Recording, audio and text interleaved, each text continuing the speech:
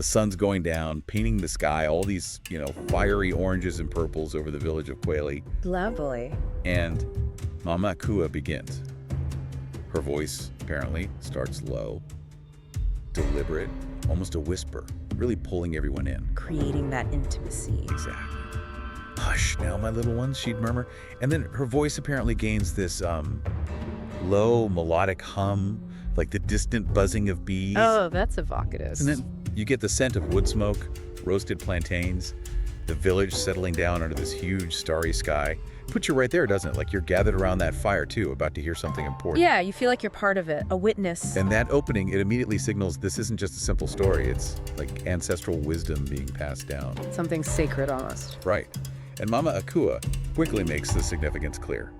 Her voice shifts, apparently, gets this quiet resonance when she says the key lines. Tonight, I will tell you a tale not of brave warriors or cunning tricksters, but of a young woman named Zara. Ah, so straight away, focusing on her. And the choices she made, choices that echo through the very fabric of her life and taught our people a lesson as old as the baobab tree. Okay, so right from the start, you know this is serious, it's a lesson, it's gonna have weight. Exactly, it tells you straight up, Zara's journey. It's a mirror, it's about all of us somehow. And Zara herself, what's she like? How is she described?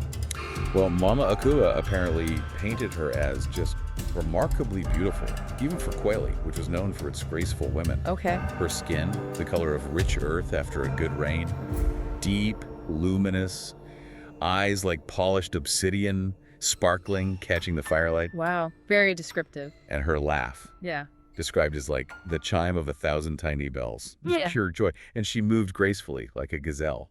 Innate elegance. So captivating. But it wasn't just her appearance, was it? You mentioned weaving. Right, that's crucial. Her gifts weren't just skin deep. Her hands were incredibly skilled, nimble, quick, renowned everywhere for her. What kind of things did she make? Everything from, fine raffia mats for everyday use, right up to the most intricate, elaborate kente cloths. They weren't just functional. They were considered works of art, sought after. People whispered about them. So real talent. And her parents. Humble farmers, but immensely proud. They felt, and the village felt, that she was, destined for something more. A life beyond the ordinary. You can see why you'd get invested in her straight away. She's poised for something big. You feel the potential. Absolutely. And those gifts, the beauty, the incredible talent, that grace, combined with the high expectations everyone had for her, it puts her right at this unique crossroads, doesn't it? She's not just any village girl. She's seen as someone special, someone who could achieve greatness. And that perception, that kind of unspoken destiny, it just makes her choices even more significant. The stakes feel incredibly high. It's not just her own happiness on the line. It's like fulfilling this community expectation, too. Yeah, exactly. That adds another layer of pressure, doesn't it? Yeah. She embodies all this potential, and the story is asking, okay, how's it going to unfold? How will that potential be realized? So as she grows up, blossoms into womanhood, the suitors start arriving. Which makes sense, given everything you said. Right. Mama Akua tells it just like that. Her qualities drew men from all over. Captivated by her beauty, yes, but also really impressed by her skill, her talent, which was widely known. What kind of suitors? What did they bring? They'd come from, nearby villages, sometimes further afield, bringing gifts to show they were serious. Goats, chickens, maybe colorful bead necklaces, polished cowrie shells, things that show their status and their intent. A sign of respect and hope. Exactly. Yeah. And this influx of attention, this kind of parade of hopefuls, it sets the stage perfectly for the main conflict, because Mama Akua would apparently pause here. Build the tension. Yeah, let the silence hang, and then emphasize, maybe a slight shift in her voice, that among all of them, two stood out, each representing a different path, a different dream. Ah, okay. So it boils down to two main contenders. And it's not just about them as people. No, it's the paths they represent. This is the fork in the road for Zara. The moment her life's tapestry, to use that metaphor, really starts to diverge, profoundly, irreversibly. And this arrival of suitors, it feels like more than just plot, doesn't it? It feels like a universal moment. I think so too. It crystallizes that dilemma so many people face. Right. Choosing between fundamentally different ways of living. It highlights that critical moment where you have options and they seem appealing, but they represent totally different values, different ways of being. And ultimately, different outcomes for your life. Exactly. Zara's situation, ancient as it is, it really mirrors people today grappling with big choices. Career, relationships, even lifestyle decisions. You have to prioritize one set of values over another. Okay, so who were the two? Let's start with the first one. The first was Kwasi. Now, Kwasi, Mama Akua recounted, was a potter, a craftsman, who worked with the earth all day. Okay, so hands-on. Very. His hands were rough, strong, from shaping clay. But, and this is key, Mama Akua would emphasize this, maybe soften her voice. His heart was described as soft as the finest silk. Ah, lovely contrast. Isn't it? He didn't have much material wealth. Simple clothes, often stained with clay.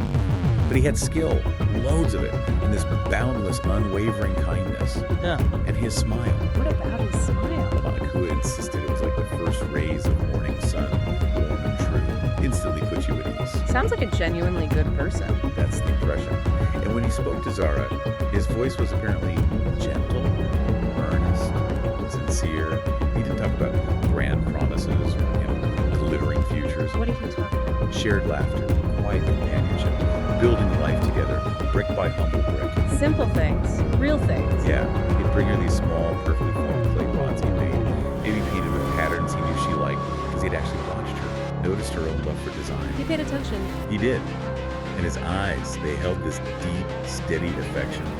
No boasting, no big displays. He spoke of love as a partnership, a home filled with two hearts beating together. He saw her, not just the beautiful weaver. Exactly that. He saw her spirit, her creativity, her kindness. He loved her for who she was, and maybe even more, who she could become, who she could flourish into by his side. Wow, that's quite something. It really is. And what's fascinating is how Kwasi represents these values that, let's be honest, often get overlooked in the world, chasing status and stuff. Like what? Genuine connection, enduring love, that quiet strength you get from shared purpose. His offerings weren't things, they were relational wealth. Relational wealth, I like that. Contrasts so sharply with that superficial stuff, doesn't it? He's about the foundations. Yeah. Mutual understanding, affection. He saw her essence, her spark. That's rare. He valued her intrinsic worth, not just how she looked or what she could make. And did he say anything specific to her? Anything that really captures that? Yes. Mama Akua would recount his words, apparently spoken calmly, with this quiet power. He said to her, "Zara, my hands may be covered in clay, but they are strong enough to build you a home. A real home. A true home, from the very earth beneath our feet. And my heart is big enough to hold all your joys and all your sorrows, to share every burden and every triumph. We may not have much in terms of possessions, but we will have each other. And that, my love, is the greatest wealth." Oh, that hits deep. That's powerful. Doesn't it? He'd sit with her by the river, maybe watch the birds, tell her old stories, or just listen, really listen. As she talked about her weaving dreams, the patterns in her head, he got her, he understood her. On a level beyond just appearances or material things. Absolutely. His words weren't just promises, they were an invitation. An invitation to a life of shared meaning, emotional richness, growing together. It just highlights how powerful it is when someone truly sees you, and affirms who you are deep down. His connection was based on empathy, real shared humanity. Okay, so that's Kwasi. Profound connection, simple life, deep love. Who was the other one? The contrast. The contrast was Mensa. And Mama Akua would apparently describe him with a voice that suggested power, maybe even boomed a little. Okay, setting a different tone immediately. Completely. Mensa was a trader, a man of vast wealth and even vaster ambition. Uh-oh. Ambition. Yeah. His clothes weren't local weaves. They were the finest imported fabrics, shimmering, exotic, fingers glittering with gold rings, gemstones. His voice carried authority, commanded attention. How did he arrive? Not just walking into the village, I assume. Definitely not. He arrived in a grand palanquin carried by servants. His arrival announced by the jingle of silver bells on the tassels, making an entrance. Right, so total opposite of Kwasi's quiet presence. Total opposite. And Mensa didn't speak of quiet companionship. He spoke of riches, dazzling riches, thrilling journeys to faraway lands, a life of, well, unparalleled ease and luxury. What kind of promises? A house grander than any in Kweli. A palace, basically, filled with treasures from across the desert beyond the great river.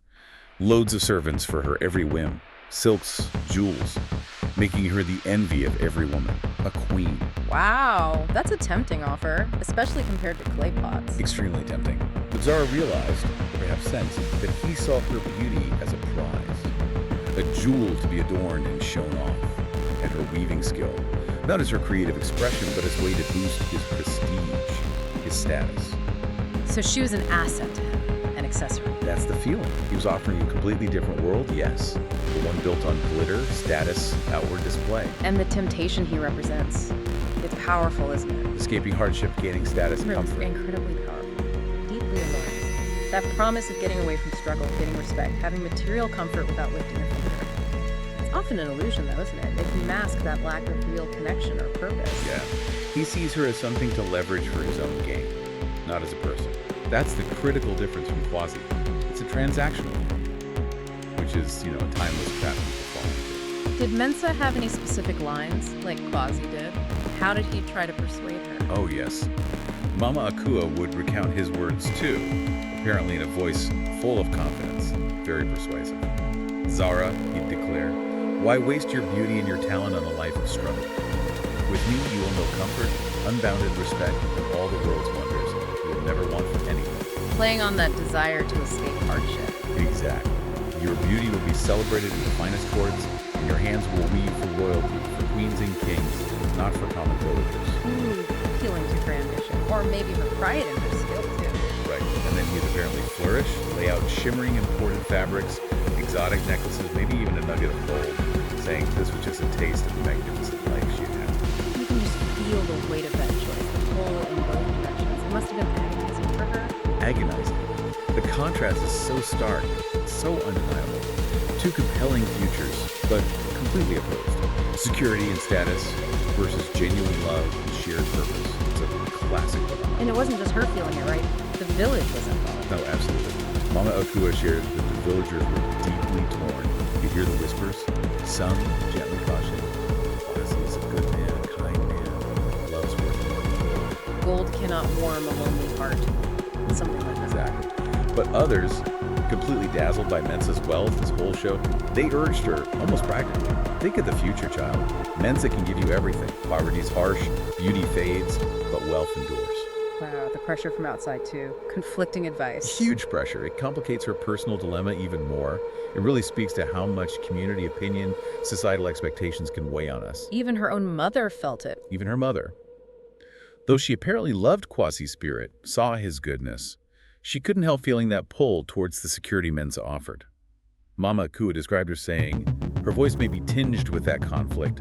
A full belly and a warm bed are not to be dismissed lightly, my daughter. So relatable. The practicalities, Yeah. survival, security for your child. It's a very real pressure families face, then and now. It shows how even the people closest to us can embody the very conflicts we're wrestling with inside. Which raises that huge question, doesn't it? How much do those external voices, those practical concerns, sway our deepest choices, even when our heart points somewhere else? It's critical. Her mother's words highlight that tension perfectly. Survival instincts versus maybe more idealistic hopes for love and happiness.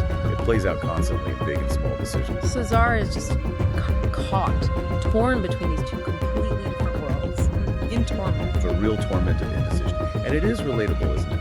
That pull between what your heart wants, what feels authentic, and what your head says is practical or advantageous or just sacred. Mama Akua painted this vivid picture of her struggle. Her heart yearned for Quasi, for that quiet affection, the simple, honest joy he promised. She could picture it. She imagined their small home, built together, smelling of fresh clay, filled with shared dreams, their hands working side by side, building a life rooted in love, respect, quiet contentment, deep meaning. That's the vision. The path of connection, intrinsic fulfillment. Exactly. Where joy comes from within, from shared experience, not from stuff. Prioritizing being over happy. And the other side pulls just as hard, right? Her mind. Right. Her mind, fueled by all those village whispers, by Mensa's glittering promises. It was drawn almost hypnotically to the allure of wealth. What did that look like in her imagination? Draped in fine silks, fingers heavy with gold rings, jewels, never having to toil again, never worrying about the harvest, the lean times, being admired, envied, powerful, influential. Freedom from struggle. The thought of escaping the daily grind, the worry, was powerful, intoxicating, like a shimmering mirage promising ease, recognition.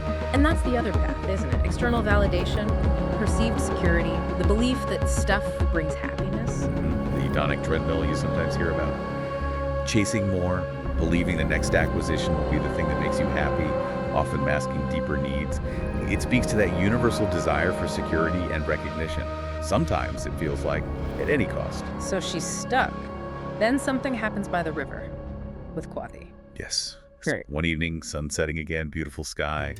Zara's by the river, her weaving forgotten in her lap, just lost in thought. And Kwasi finds her. He finds her there. Doesn't push her, doesn't make grand speeches about his love or Mensa's wealth. He just sits beside her quietly. What does he do? He picks up a loose strand of raffia from the ground, and with his strong potter's fingers, he starts weaving a small, intricate knot. A symbolic act. Very symbolic. Quiet, but speaks volumes. Then he speaks. Softly, but with this profound, maybe melancholic tone, his eyes on his hands. What does he say? This is the weaving metaphor, right? This is it. He says, life, Zara, is like this weaving. Each choice is a thread, pulled from all the possibilities. Some threads are bright and glittering, catching the eye. Like Mensa's promises. Exactly. Others are plain, almost invisible, easily overlooked, like maybe his own humble offer. But, and this is the core of it, it is the strength of the plain threads, the ones that hold the fabric together, that truly matters. Wow. Without them, the brightest patterns, no matter how dazzling, will unravel into scattered, meaningless strands. Using her own craft, her own language, to explain this deep truth. That's incredibly insightful of him. Isn't it? It's profound. He's connecting with her on her level, using a metaphor rooted in her identity. He's talking about values, connection, the unseen things that give life structure, resilience. It shows real understanding, meaningful communication. Not manipulation, but wisdom. Exactly. Appealing to her core understanding of how things are built, how they hold together. And how does Zara react? Does it get through? It resonates deeply. Mama Akua described it like a mist lifting from her mind. She knew with total clarity he was talking about real love, about the unseen bonds that hold a life together. So for a moment, she sees it clearly. For a moment, yes. Her heart is clear. The torment eases. She decides. She'll choose Kwazi. She'll choose love. That plain, strong thread. You can almost feel her relief, can't you? That fragile piece. Yes, a moment of conviction, understanding true value. It seems like her internal compass aligns. She sees beyond the surface, that intrinsic motivation of winning out, recognizing that real value is internal, it's connection. Knowing how these stories often go, that's not the end of it, is it? No, that's not the end. Mama Akua would then shift the tone, apparently. More somber, foreboding. Because the very next morning, Mensa comes back. Mensa arrives with a gift designed to overwhelm. A final, dazzling counteroffer. What was it? A magnificent necklace, gleaming gold, so pure it seemed to hold sunlight. Studded with rare, deep blue lapis lazuli stones, brought from far, far away. Oh wow, lapis lazuli, expensive, exotic. Extremely. It shimmered, sparkled, almost otherworldly. A testament to his wealth, his reach. The whole village gasped. Just collective awe. In Zara. Even Zara, who valued skill and art, was momentarily breathless, stunned by its sheer opulence. Because it wasn't just jewelry. No, it was a statement, a tangible symbol of that other life, the life of ease, admiration, luxury. Suddenly, the allure of wealth wasn't just a promise, it was right there, gleaming, inescapable, challenging Kwasi's quieter, deeper promise head-on. A real test of that conviction she just found. A powerful test, and it perfectly shows how strong, tangible, external things can just overwhelm internal clarity, Yeah. especially when society improves. The necklace is status, luxury, escape, all wrapped up in one glittering object. Potent symbolism. It represents that immediate gratification, that social approval, that can easily eclipse the less tangible long-term benefits of connection and purpose. It's that classic pull, flashy short-term reward versus profound, long-term, but less visible benefit. So what happens? Does she hold on to her decision? The sight of the necklace, the whispers of admiration, the envious looks from other girls. Mama Akua says it was just too much. The pressure was too great. It seems so. In that moment, the plain, strong threads of Kwasi's love just faded, seemed insignificant compared to the blinding glitter of Mensa's gold. The promise of ease, status, freedom from hardship. It became irresistible, intoxicating. So she chooses. The heavy heart, Mama Akua would conclude. Her voice may be tinged with sadness. Zara made her choice. An irreversible decision. She chose Mensa. The glittering thread won. It's understandable in a way, but painful to hear. It is, and it throws that question right back at us, doesn't it? How often do we prioritize the shiny thing, immediate gratification, status, what looks good, over the deeper, more foundational stuff, like connection, purpose, peace? We're drawn to what shines brightest, What gets applause right now? It's a very human tendency, often underestimating the long-term cost. It's a huge lesson in delayed gratification, isn't it? And understanding what true value really means. Hashtag the unraveling of the gilded life. Okay, so she makes the choice. What happens next? The wedding, I assume. Oh, the wedding. Mama Akua apparently recounted it with a touch of grandiosity in her voice. It was the grandest quail he'd ever seen. A huge spectacle. Mensa didn't hold back. Absolutely not. Feasts for days, richest foods, drinks, musicians from far away, lavish gifts for all the villagers, total opulence. And Zara. Adorned in the finest silks, the most exquisite jewels. Her beauty just magnified by it all. And then the departure. How did she? And Mensa's grand palanquin carried high on his servant's shoulders, waving goodbye to her family and the village. And Kwasi. And in this really poignant, heartbreaking image Mama Kua used, goodbye to the humble potter who stood silently by the river watching her go, his heart a broken pot. Oh, that image, his heart a broken pot. Devastating. Isn't it? It's quiet, but speaks volumes about the sacrifice. Not just his, but hers too, really. She sacrificed that potential future of connection for material abundance. That contrast right there sets up the whole exploration of what true wealth and true loss really mean. It's emotional anchor. So she goes off to this new life. Is it everything she hoped for? At first. At first, yes, absolutely. Zara's new life was everything Mensa had promised. The dream made real. Like what? The house. Magnificent house, bigger, more elaborate than anything she'd known.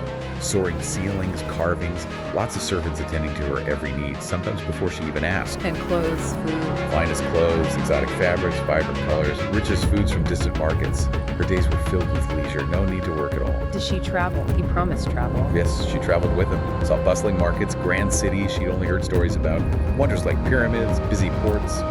She was admired, respected, envied, a queen in her new. So for a while, it looks like she made the right choice. Vindicated, got what she wanted. Success by society standards. Exactly. On the surface, a total triumph. She got the material abundance, the status. Yeah. And it's important that the story shows that Mensa did deliver on those promises, the tangible stuff. He kept his side of that bargain. He did. But it perfectly sets the stage for the real test, doesn't it? Can those external trappings actually satisfy what's inside? Yeah, so the shine starts to wear off. It does. Mama Akua would apparently say, her voice slowly becoming more somber, reflective. Slowly, subtly at first, this hollow feeling began to grow inside Zara, an emptiness that no amount of luxury could fill. Why? What was missing? Was it Mensa? It was largely Mensa. He was generous with his wealth, yes, but rarely with his time or his affection. He was often away on long trading journeys, sometimes for months, leaving Zara totally alone in that huge house, just surrounded by silent servants and glittering things. Isolated. Very. And when he was home, his mind was elsewhere, on business, ledgers, the next deal, not on her. He still saw her as an ornament. Pretty much. A beautiful possession to be admired, displayed, not a partner, not a confidant, not an equal. He never asked about her day, never listened to her dreams, never truly saw her spirit. So the connection wasn't there. Not at all. And the impact on Zara, that laugh, one like tiny bells, it faded, rarely heard, replaced by sighs. Her hands, those gifted weaving hands, lay idle. No need to work. And her creativity, her spark. Began to dim, like a fire being starved of fuel. The very essence of who she was started to fade. And that's the spiritual deficit you mentioned earlier, the emptiness behind the glitter. Precisely. It highlights that universal truth. Material stuff, without emotional connection, without purpose, without real human interaction. Yeah. It leads to this deep void. This is where her painful epiphany starts taking root. Her success is revealed as that gilded cage. Trapped by luxury. Trapped. It underscores our deep human need for connection, purpose, meaning. Things that go way beyond just consuming or owning. True wealth isn't just physical. What did she start to miss specifically? She intensely missed the simple, honest talks with Kwasi. The way he'd look at her with real understanding. Even the comfortable silences they shared felt more meaningful than any grand statement Mensa made. And her craft. She desperately missed the smell of clay, the feel of raffia in her fingers, that deep satisfaction of making something beautiful and useful with her own hands. The things that made her, her. Exactly. Her grand house, once the symbol of her triumph, now felt like a cold, gilded prison. The jewels felt heavy, like shackles. The silks felt stifling, suffocating. That image again, wealth as a prison, it really makes you think, doesn't it? What does that mean for anyone chasing happiness? real fulfillment. It's a stark reminder, isn't it? Happiness isn't bought, it's built, thread by thread. Through connection, meaning, engagement, her longing for the simple, authentic things, creativity, intimacy. It just underscores how vital those things are. Emotional intimacy, purpose, self-expression. The Gilded Cage shows that external stuff, no matter how amazing it looks, just can't compensate when the internal stuff is missing. We're wired for more than just having things. So she's feeling this emptiness, this longing. Then news arrives from home, from Kweli. Yes. During one of Minza's long trips, they seemed to get longer and more frequent word reached her. Bad news. A great drought had hit Kweli. Even worse than previous ones. Oh no. So the village was really suffering. Desperately. Thirst, hunger. And guess who stepped up in this moment of crisis? It had to be Quasi. It was Quasi, the humble potter, the man with the heart soft as silk. He was leading the efforts to dig new wells. His strong hands, usually shaping clay, now digging into the parched earth. Tirelessly, I imagine. Tirelessly. He organized sharing a little food left, making sure no one starved completely. And maybe most importantly, he kept people's spirits up with his unwavering optimism, his constant work. Using his strength not for himself, but for everyone. Exactly. Not to pile up wealth, but to serve his community, to nurture life when things were darkest. Wow, the contrast with her life. It must have hit her like a ton of bricks. That's the ultimate contrast, isn't it? It shows so clearly. True wealth isn't just what you get. It's about what you give, how you impact your community, other people's lives. Quasi's life is just this testament to purpose, connection, service. That's a deeper kind of wealth, measured in well-being, resilience, making a difference. He didn't just build pots, he built community. And Zara, hearing this, sitting in her opulent house. Right, she looks around, more food than she can eat, more water than she can drink. But her heart just aches with this thirst that no amount of wealth can quench. Surrounded by abundance, but feeling this profound poverty of spirit, this deep, aching emptiness. And she remembers Quasi's words. Yes, Mama Akua describes her remembering vividly, his words by the river, echoing now like a prophecy. It is the strength of the plain threads that truly matters. The aha moment, the painful realization. This is it. The moment it all clicks together. External appearances are deceiving. True fulfillment, real wealth, it doesn't come from possessions. It comes from inside, from connection, from purpose. She chose the glittering thread. And now her life, outwardly beautiful, enviable even, feels unraveled, fragile, without substance. That's the core lesson, isn't it? The so what of the whole tale. Absolutely. Her agonizing, profound realization. It challenges all those common ideas about success and prosperity. Look beyond the surface, it screams. Zara's epiphany is brutal, crucial. She traded the foundations of her rich life, love, connection, purpose for a shiny facade that offered no real comfort, no warmth, no lasting joy.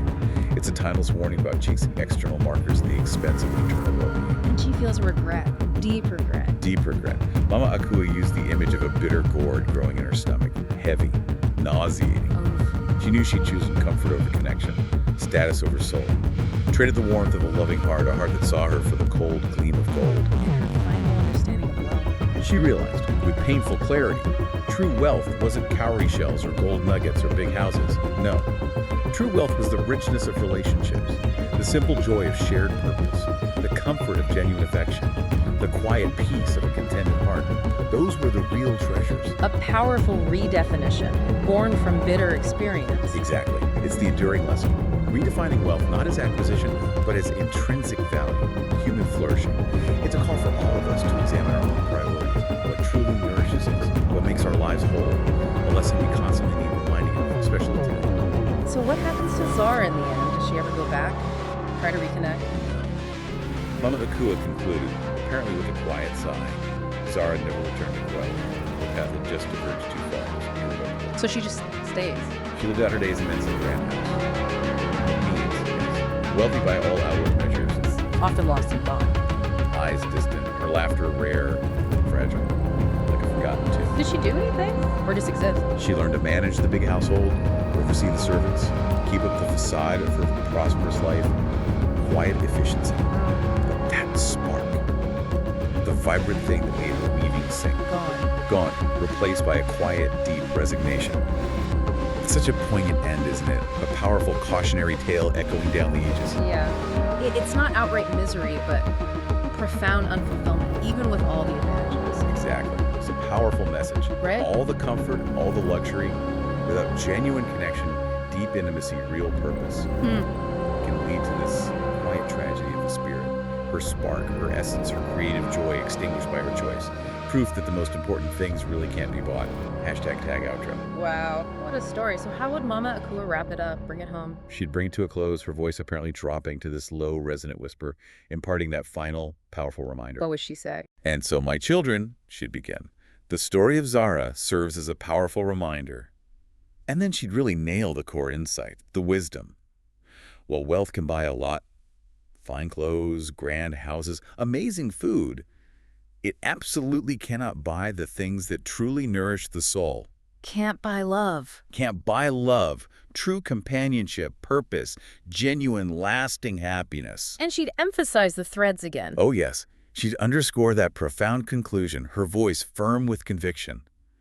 Remember this always, she'd say, the words carrying the weight of generations, that the threads of love, kindness, and genuine connection, The plain threads. though they may seem plain, easily overlooked, are the strongest threads in the tapestry of life. They are the ones that hold everything together, giving it strength, resilience, beauty. And without them, even the most glittering pattern, the most outwardly dazzling life, will ultimately unravel into nothing but scattered, meaningless threads. Hold everything together. That's the key. It urges us to see and value those unseen foundations. Absolutely, a timeless truth about what makes life truly meaningful. And her final words. The call to action, so to speak. Simple, yet utterly imperative. Her eyes holding yours. Choose wisely, my little ones. Choose wisely. Choose wisely. And that brings it right back to us, doesn't it? To you, listening now.